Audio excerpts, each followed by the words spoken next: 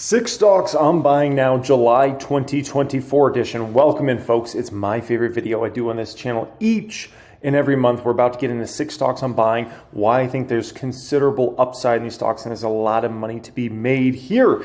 Now, the most viewed video so far I've done this series this year, 74,000 views. We'll see if this one beats it, folks. There's a lot of amazing deals in this market. You just got to know where to look. When you hear the stock market's at all-time highs, that leads your brain to think there's no good deals. I can tell you there's a lot of deals in this market. They're all over the place. We have a very strange market where the certain stocks are doing tremendous that are at the top of the market, and they're making the indexes, S&P 500, the NASDAQ, make things look a lot better than how it actually is in the market. And I can tell you there's 40%, 50%, 60% discounts all over this market. Amazing deals, and you got to take advantage of this market. Okay, appreciate y'all joining me as always. Thanks so much for being here. Thank you everybody that smashes that like button, and thank you everybody subscribed.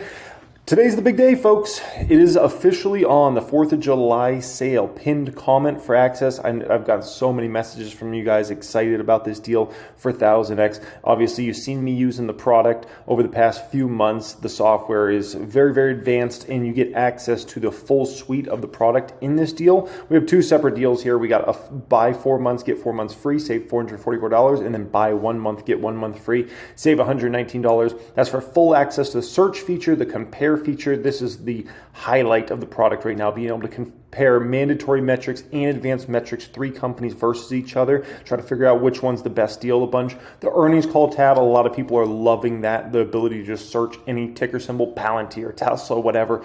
Earnings calls all pop up right there without having to go to company's investor relations page. SEC filings, we now have that in as well, which is amazing. So you can see if insiders of the company are selling stocks, buying the stock, right? You have the ability to see the 10Ks, 10Qs, the metrics, and we're also working on a bunch of advanced features. I have literally a full-time staff dedicated toward this project and making it better and better as the weeks and months go on here. So once again, that will be pinned comment for access to that. If you're watching this video past July 4th, unfortunately, that link will no longer work. That's the pinned comment down there. But for all the people that watch this video in the first 24 hours or so this video is out, you have access to the deal. So enjoy that, guys, and I appreciate y'all to support the product. And by the way, we're going to send you the founding membership card, the steel card, in the mail to everybody that joins in this deal, even if you only join for the month. And then when you see me in person someday, you can bust out your steel membership card and show me it, okay? All right, guys, appreciate you. Let's get into this. First stock of this bunch is Nike. Alrighty, this is a once in a 10-year, if not 20-year opportunity in regards to Nike stock right now. The valuation looks very, very attractive on Nike, but let's be very clear, very crystal clear about Nike. This company has gone through many tough times over its history. This is a 44-year history in regards to Nike stock. Check this out. 1984, the stock fell, you know how much? 45%. It was definitely a time in 1984 when you could have thought Nike was done at that particular time, right? Man, that was a big mistake. 1986, the stock fell about 17%. 1993, the stock fell over 43 percentage points. Absolutely incredible to see the stock fall that much, right? 1997, the stock fell over 34%. 2002, the stock fell over 20%. Check this out here. 2005, a 3% fall, but 2008, the stock fell a little less than 20%. But keep in mind, the stock was down way more than that in 2008. That's just where the stock happened to finish the year at. 2016, the stock was down about 17.7%. And then the last few years have been absolutely brutal for Nike in regards to stock price. The stock was very highly valued. We came off of, obviously, 2021, all that stimulus money pumped out there. Plus, you had people cooped up at the home, so they just were spending like crazy. And then we've had the wind down of that over the past few years. And you got headlines like this out there, right? NBC News 2 days ago, NFL apparel partner Nike is dealing with major financial issues. Listen, you hear that and it makes you think, oh my gosh, like what's going on with Nike? They've got major financial issues. Well, maybe if you don't know how to read an income statement and all you know how to do is look at a stock chart. Because let's be very clear, if this is financial issues, people don't really know what financial issues are, okay? This is Nike's latest income statement. Revenues were down a whole whopping 2%. Obviously, Nike, we want to always see the company growing, but it's not growing right now. The revenues are in a decline period right now, right? Gross profit was up 1% year over year for the company. As far as their cost, they brought their cost of business down substantially. Income before income taxes was up 39 percentage points on a year-over-year basis, and they did net income of $1.5 billion in a 3-month span. $1.5 billion of net income, that's bottom line, in 3 months. That means they're making, net income of $500 million a month in the latest quarter. There was a rise of 45% year over year. Diluted EPS was up 50% year over year, and they just paid the biggest dividend ever. Let me ask you, does that look like a company that's in major financial issues? Not quite, okay?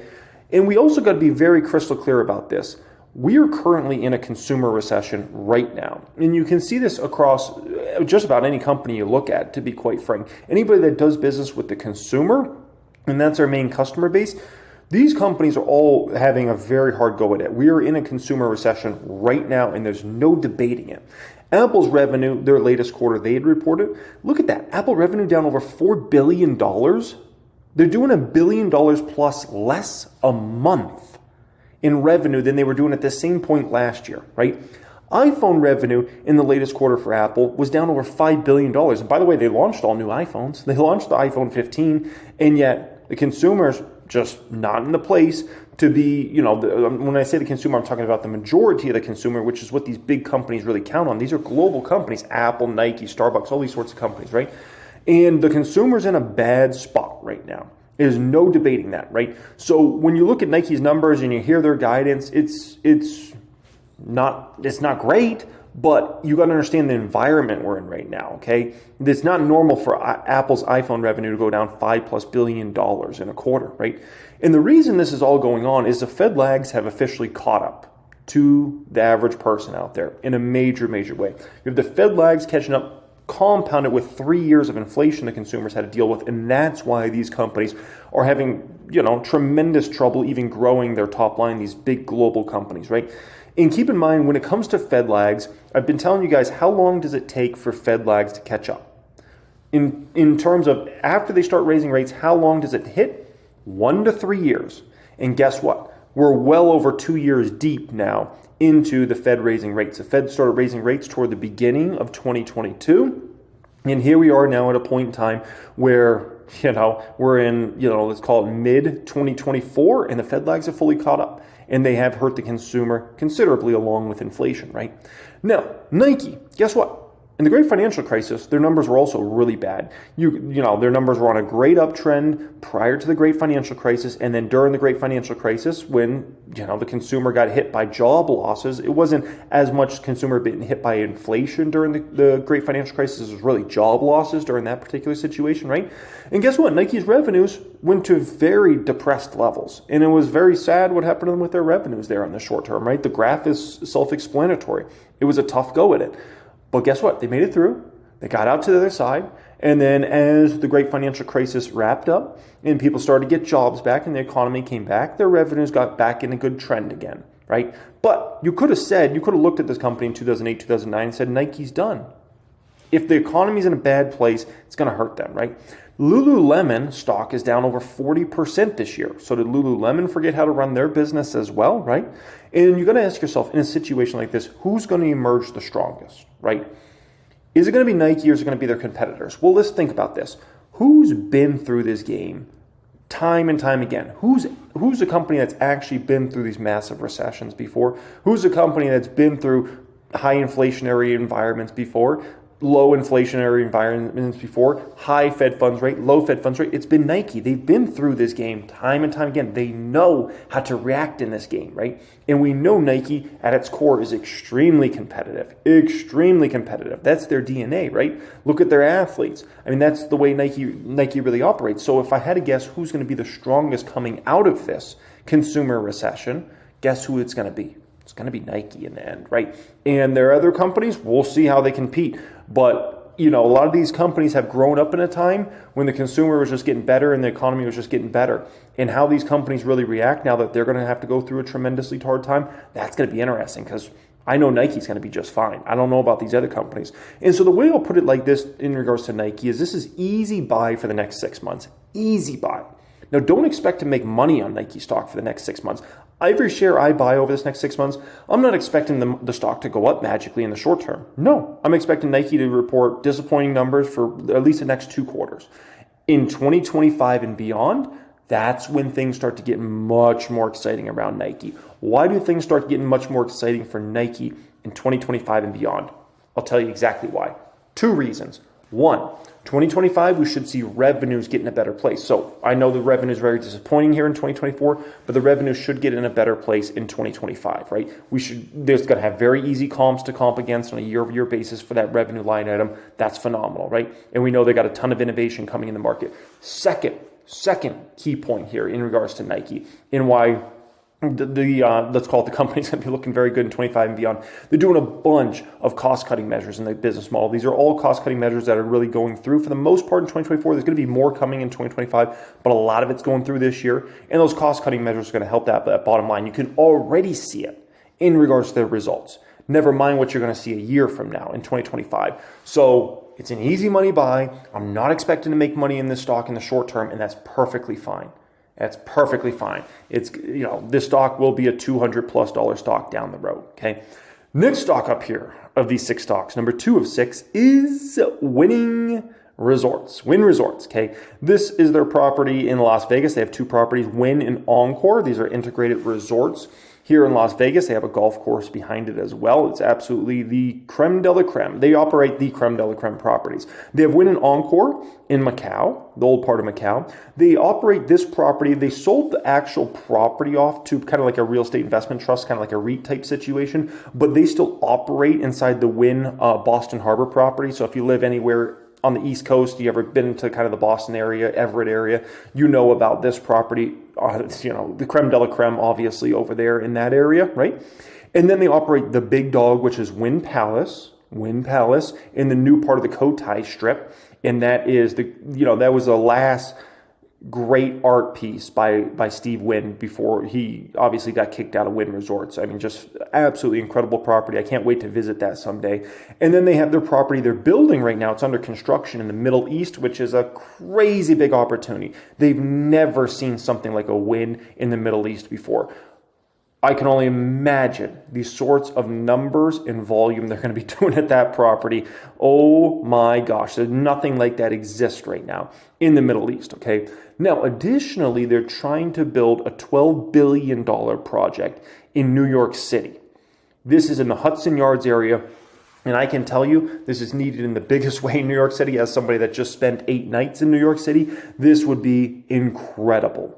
I hope New York City doesn't screw this up because I don't think they realize this is as good as it gets. If they go with somebody else other than WYNN, that just shows, in my opinion, that that city is very corrupt or they're just very bad at decision making. Because if WYNN says they're going to open a property, with how much they invest into the property and the creme de la creme and what they do for the prestige and the brand, they better not screw this up. And when I say they, I'm not talking about WYNN screw this up. They're not going to screw this up. I'm talking about New York City.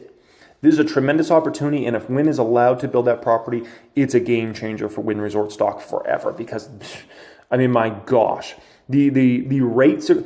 I just stayed at the Plaza in New York City, and believe me, if this existed, I would not have stayed at the Plaza. Because this would have been way nicer and way better. But nonetheless, Plaza was $1,400 a night I paid. $1,400 a night I paid. So think about what a WYNN property could get in that city. I mean, easily $1,000 a night, if not $1,500 a night for their base level hotel rooms, right?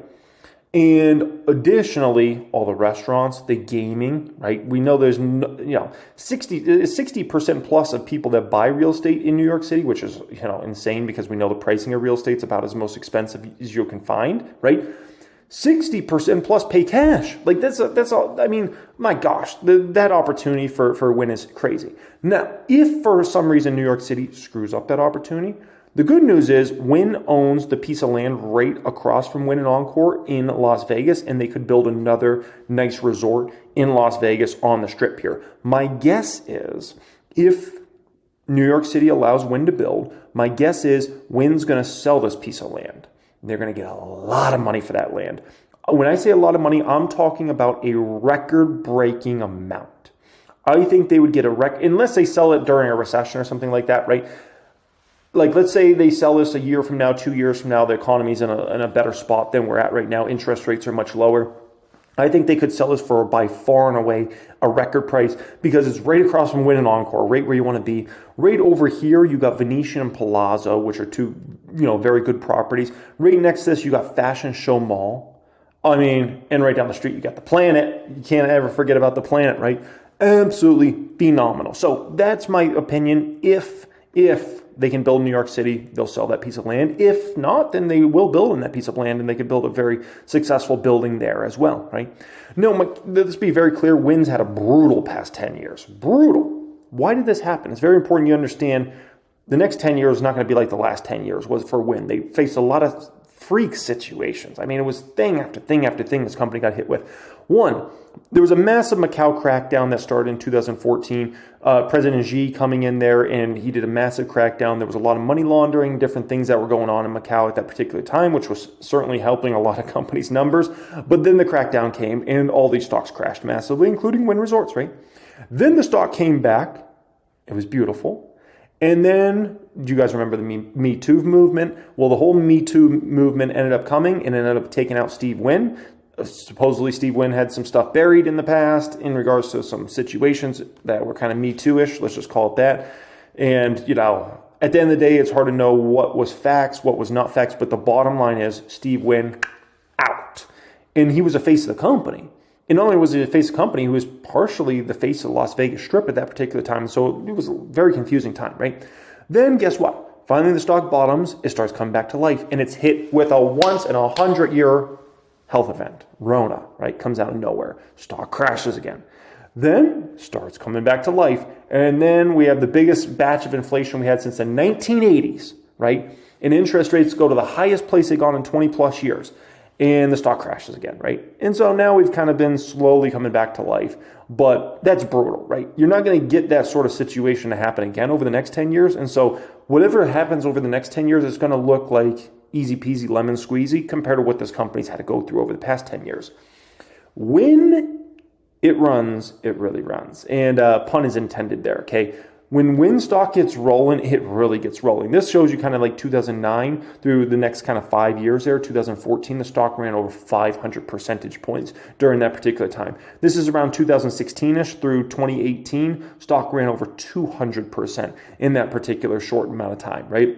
Rona, from the Rona comeback, right? And this wasn't even from the Rona lows. It got a lot lower than this. This is just kind of from, around that Rona time through before they started raising interest rates, or there was talk about raising interest rates, right? Stock over doubled in that amount of time. So when stock starts to roll, the gains are ridiculous. Like all of a sudden, WYNN could go from a horrible performing stock to a year later, it's the best performing stock in the market or one of the best performing stocks in the market. And it happens quick in regards to this one. So moral of the story is, when this baby gets rolling, it is a lot of fun. It's a lot of fun, right? The other thing that's important to remember here is Macau is still on the comeback. Macau hasn't even quite gotten back to the visitor counts it was at prior to Rona. So this is still in the comeback in regards to Macau. The numbers should get better and better, right? Now, the great thing about WYNN, and they don't have a lot of competition, is because if you look at most properties on the Las Vegas Strip or Macau or anywhere, most of these properties are fighting over the 90%, right? They're fighting over the bottom 90% of income earners. WYNN's fighting over the top 10% of income earners. And there's a big difference there because we're talking about a difference between somebody coming to Vegas, let's say, and they got a $300 budget for gaming or a $500 budget, and somebody coming to Vegas and they got a $300,000 budget for gaming or a $500,000 budget for gaming or a $30,000 budget for gaming, right? There's a big difference between kind of the top 10% of income earners, the top 10% of the wealthy, and the rest, right? It's huge when you got a business model like WYNN Resorts, right?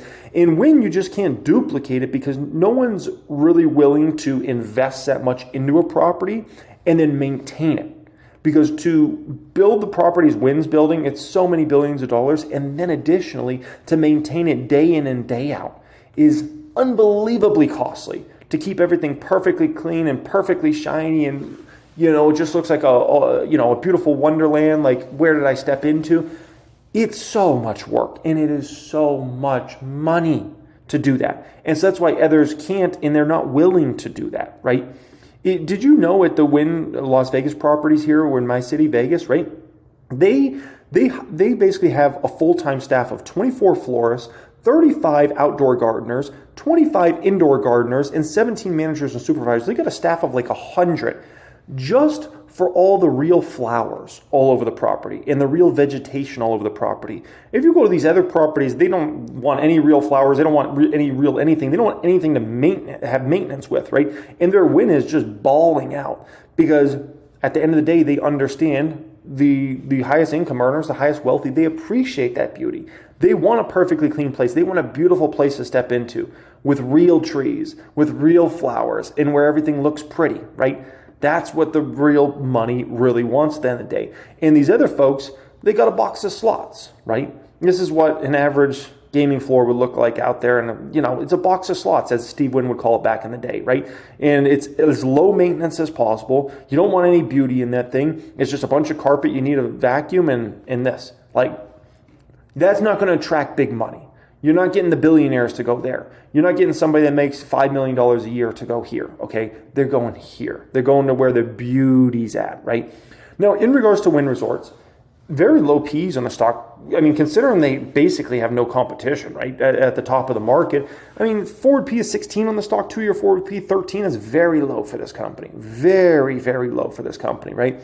And you might say, well, why not just wait to buy the stock until, let's say, 2026, 2027, right? And I think it's a fair question because at that time, they should be opening up their Middle East property. I would say probably, my guess is probably the beginning of 2027, they should open up that Middle East property. I think they're going to build that actually really, really fast. The Middle East does not mess around when it comes to construction. So I think they'll be ahead of schedule, if anything, but don't want to get too crazy. But anyways, why not wait to buy it till then? Well, here's the deal. My opinion is WYNN stock's probably going to be 50 to 100% higher by the time that property goes to open, right? Because by that time, we're talking about the Fed's going to likely have lowered interest rates in a substantial way. So we're going to have a much lower interest rate environment, which means stocks like WYNN are going to, people are going to look at them as very favorable in a low rate environment, right?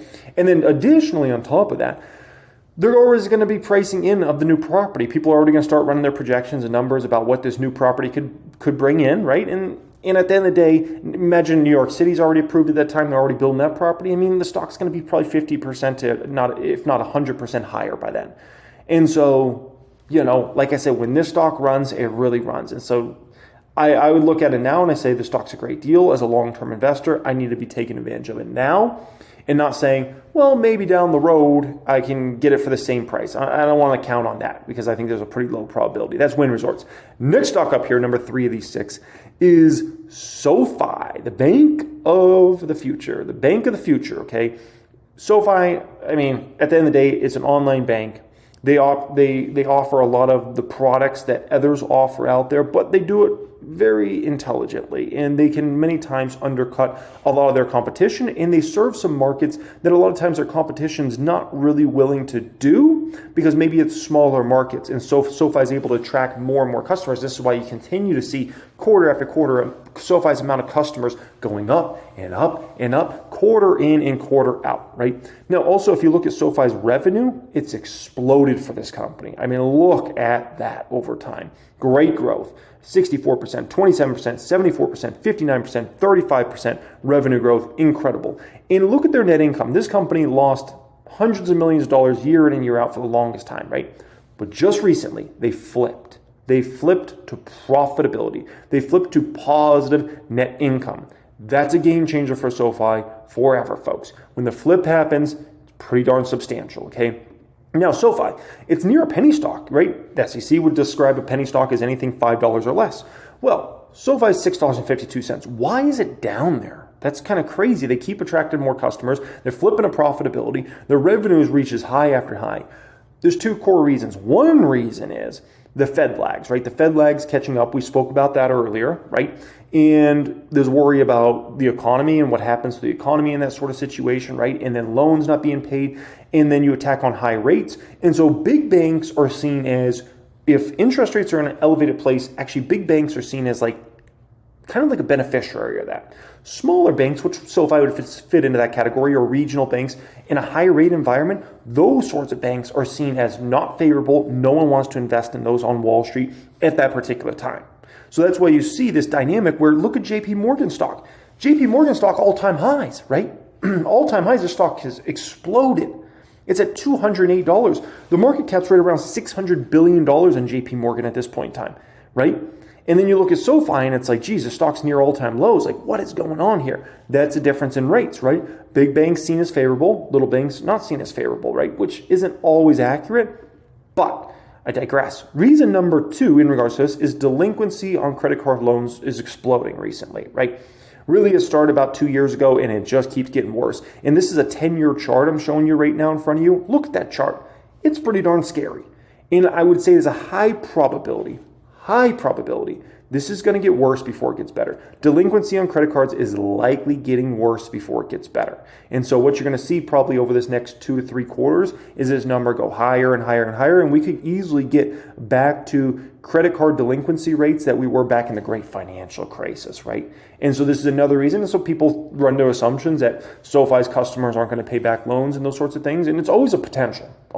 But SoFi, generally speaking, deals with a much higher credit base than let's call it a lot of other banks out there, right?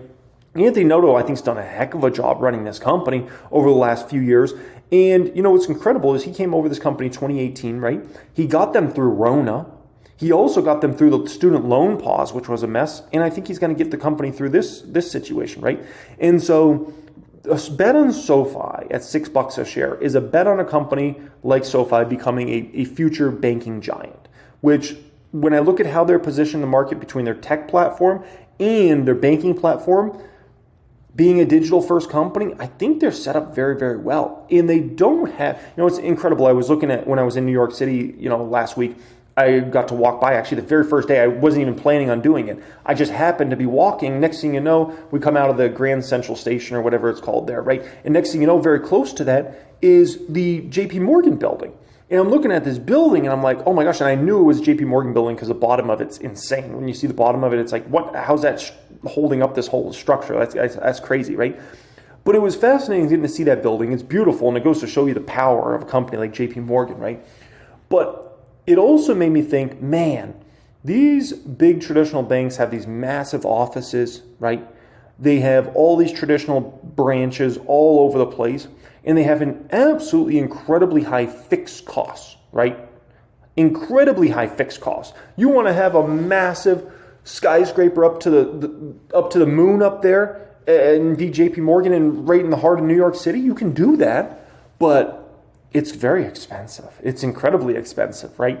And then you got this massive employee force. You got all these branches all over the United States. And it seems to me like that long term is going to actually end up being a problem for these big banks because they have such big fixed costs. And it could hurt their ability to give out returns on, let's say, savings account products, CD accounts, those sorts of things. And so somebody like a SoFi could just slowly keep kind of eating away at market share, slowly by slowly. And it's not even really seen because SoFi is so small compared to those big giants, right? But they just keep eating your customers and bringing more customers over and over and over, and more potential customers that could have went with a JP Morgan or a Wells Fargo or Bank of America. But Wells Fargo and Bank of America, they can't give returns on savings accounts like that or CD accounts, right? And somebody like a SoFi says, we'll give you that return. You want 5%? Okay, sign up with direct deposit. Here we go. We got 5%. Oh, you want a personal loan? So you can pay off your credit card debt, which you're paying 27% on, and we'll give you a rate at 12%, right? And so that's a brilliance with SoFi. They don't have that crazy big fixed cost. And so if you're thinking about who could be really well positioned over the next, you're kind of seeing in the pharmacy game, are you not, right? Look at CVS and look at Walgreens and look at how bad those stock prices are. And why are those companies' stock prices in such bad place? Well, because they have huge fixed costs. They got these massive store networks, right? Walgreens talking about closing 2,000 stores. Who's to say in 10 years from now, or maybe even 5 years from now, we're not going to see the same exact thing when it comes to all these big banks. And all these big banks are talking about they need to shut down branches. They need to get their fixed costs down, right? And then you've got a SoFi who's running lean and mean. Oh boy, okay? So a bet on SoFi is a bet on them becoming a financial giant, and they got potential. Next one up here, number 4 of these 6 stocks is Zoom video communications. I never thought I would be a buyer of Zoom stock, but I just bought my first shares of this one very recently, and I would actually like to build this out to a decent sized position. This is arguably the strangest stock in the entire stock market, because I want you to keep this in mind right here. The stock price is down 31% in the past 5 years, right? 31%.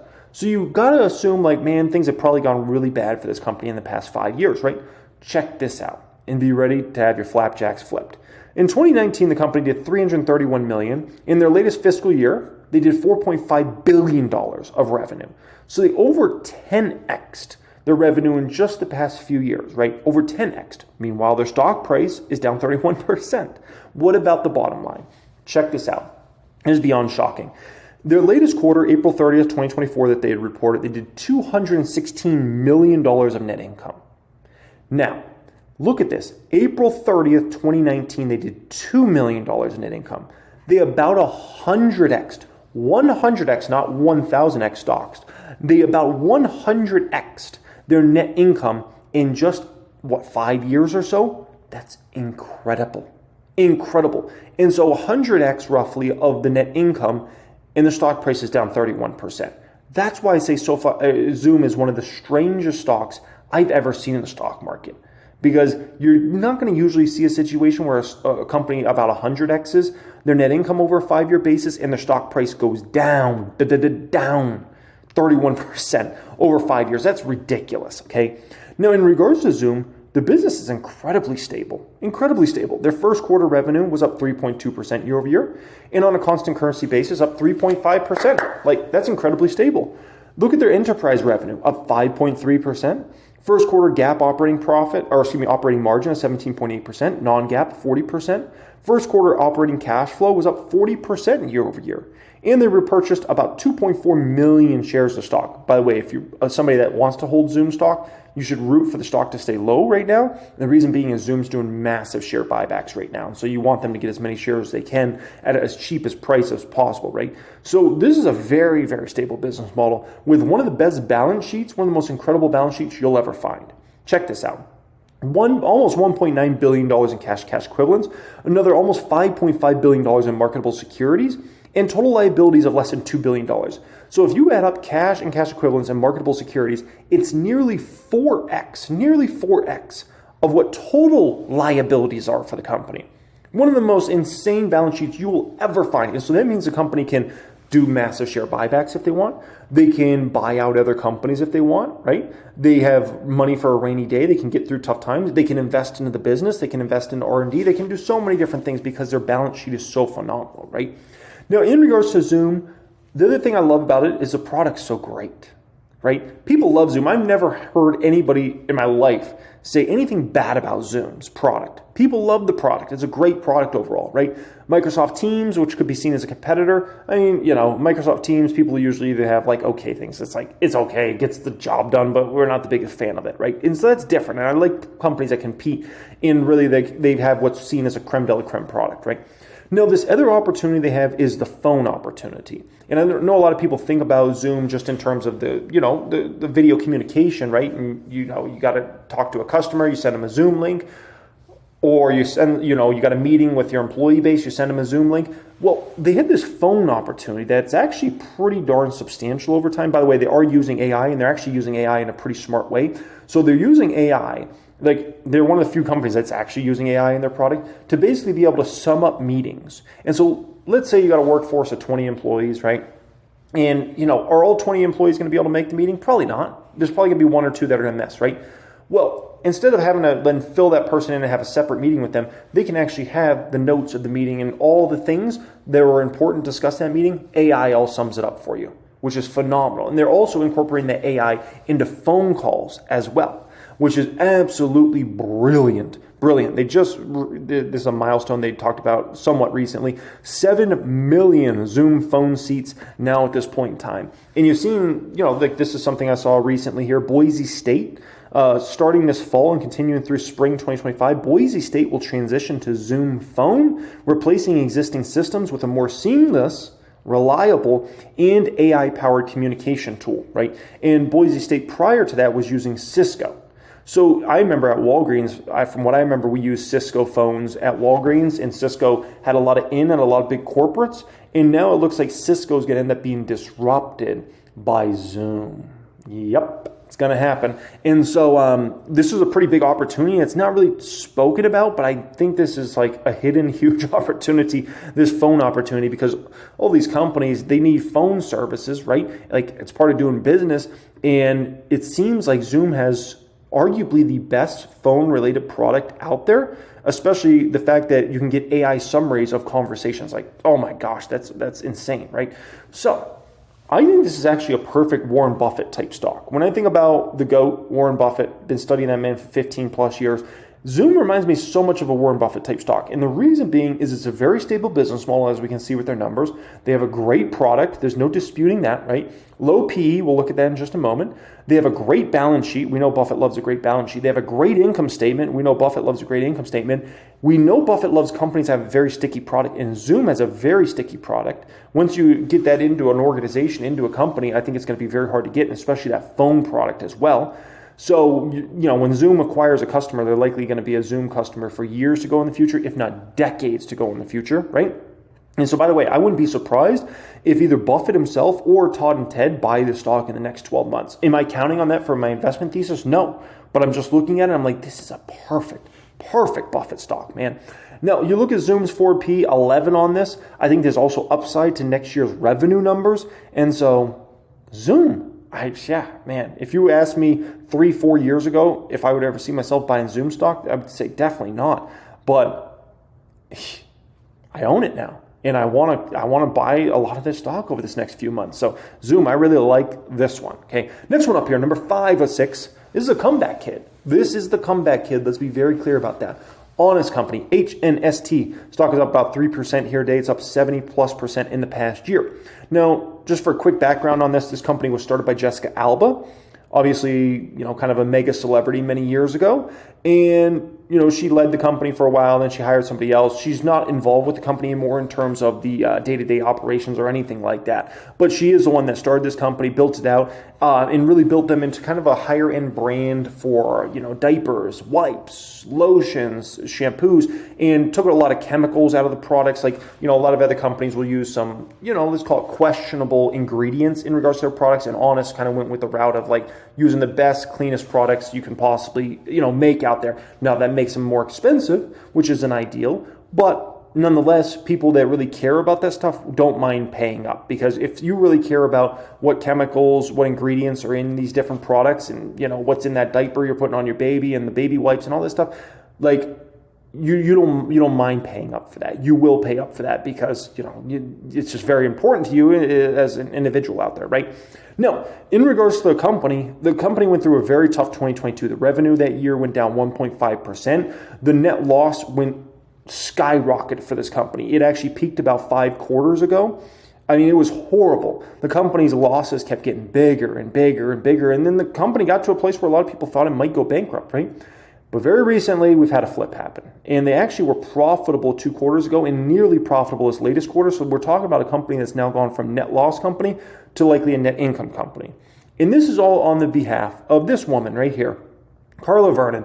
She's done a heck of a job. She used to be, she held important positions at Amazon, which is how she came across Honest, because she was in the consumables category. So she got to see how Honest products sold through there. She used to also be division president at General Mills for, if I recall, the Annie's brand, which was a company I actually used to own a long time ago. We actually used to own Annie's stock. And then Annie's ended up getting bought out over time. So it's crazy, to kind of just be in this game for a long time and seeing these sorts of things. Education from Princeton. And she's done a heck of a job. She's completely transformed this company over this past year. She's brought down the losses. She's getting them to flip to profitability. The margins are skyrocketing for the company. And the revenue is going back up, right? Which is all incredible. And then she also brought in this Kate Barton, which is the chief growth officer for the company. And I like this woman, man. She's got she makes the team wear these EBITDA hats. I'm like, I love that type of stuff, man. I love that. No. Their main competitors are a lot of big companies, right? Procter & Gamble, for instance, Kimberly-Clark, these sorts of companies. But the issue with these companies is these are giants that are very spread out. Procter & Gamble owns so many brands, it's ridiculous. Same thing with Kimberly-Clark. Kimberly-Clark's kind of just a smaller Procter & Gamble. They own so many brands. They got to worry about so many brands in regards to their marketing, what new products they launch or don't launch. I mean, they got so many brands. It's insane, actually, how much they have to deal with, right? And somebody like an Honest can kind of come in and scoop up business here and there because they're just more nimble than a lot of these big dog companies, right? And that's why you're seeing Honest grow at much more rapid clips in regards to a lot of these categories than the category itself is growing at, right? Which is basically means Honest is stealing market share, right? And the way I kind of look at it is e.l.f. is one of my best investments ever. Well, actually, my best investment ever in terms of percent gain, right? I'm up 2,675% on the stock, right? In just the past few years. But e.l.f. was ready to come under the radar, right? And they won. And they were able to outcompete these other big brands that sometimes own many different cosmetics brands and kind of had these old school way of doing business. And e.l.f. just came in and outcompeted them, right? And so I'm looking at a situation with Honest, and I'm looking at Carla running this company. I'm looking at this Kate Barton, and I think they're going to come in and outcompete these other guys, just like e.l.f. did overall, right? These old school companies that are very, all over the place because they run so many businesses, right? Now, I think the stock can go back to that $15 type price it was back on IPO. I think it can do that in the next 12 to 24 months. I think people still haven't caught up with the fact that this is no longer a BK candidate like it was, a year ago, year and a half ago. This company's now got their balance sheet's in a great position. We saw what just happened with their profitability. And so I think the stock could go back there very quickly, actually. And also when I look at this from this standpoint, right, this is looking at 1000X, and I love this feature to be able to compare three different companies versus each other, right? I want to compare them against peers, right? Procter & Gamble, Kimberly-Clark. Keep in mind, Honest is growing faster than taking market share, right? But look at trailing 12-month price to sales ratio.